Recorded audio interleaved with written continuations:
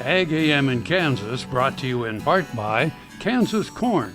Learn more at kscorn.com. Hello and welcome to Horsing Around. I'm Dr. Chris Blevins at Kansas State University Veterinary Health Center. Today we're going to talk about traveling with your horse and things to be thinking about when you're with your horse or going down the road or even stopping. You know, there's a lot of different variabilities that you have to be thinking about when it comes to traveling with your horses.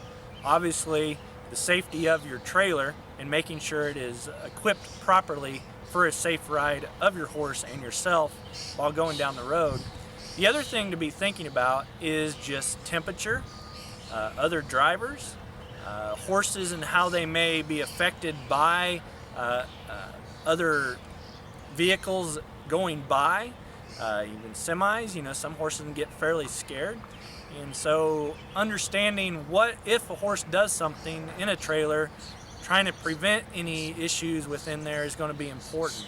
Another thing to probably keep in mind is whether you should tie your horse up within the trailer while going down the road. Now all that is dependent on the trailer and the horse and the distance of the ride that you're going to be in the trailer.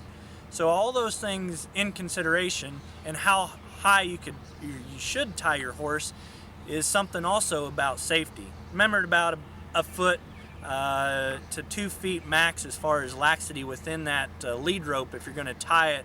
So one, it's not too loose where they could get a leg or something trapped in it, or two, they're too tight where they could bang their head up against there and not have the motion or freedom to move their head slightly one way or the other.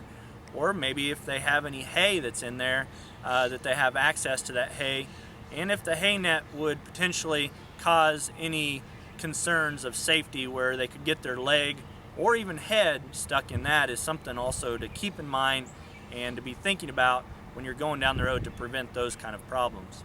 The other thing about a slant load trailer is they usually have windows or drop down windows that are in the front of that horse as you're going down the road or even when you're stopped. I think going or stopping at certain places, dropping those windows down could be helpful for ventilation and allow the horse to kind of look around, but also it depends on the horse and making sure if they're too fractious, some may even try to jump out of that window. So just being concerned with that.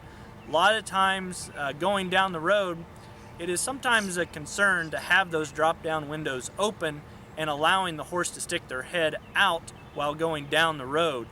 Those could be a safety concern for the horse, for foreign debris that may sling up and hit them in the eye or the head, in addition to all the other traffic that may be going by if they have their head stuck out. So there is some things that can be done with those drop down windows where they have different crates or gates that can put over the top of it but still allow for ventilation, and maybe another aspect of keeping the horse safe while going down the road.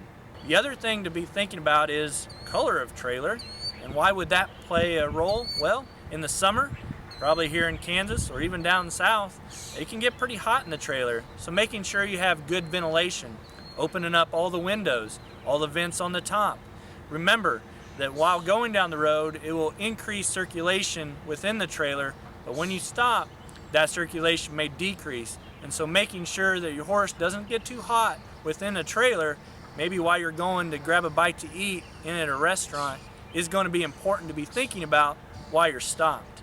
In addition, while you are kind of stopped, it would also be great if you take your horse out of the trailer, be able to examine them to make sure they don't have any cuts, bruises, or scratches while they were in the trailer, in addition to making sure they're not too hot, and it allows them to kind of lower their head and take a deep breath and get ready to get back in there to go even further down the road.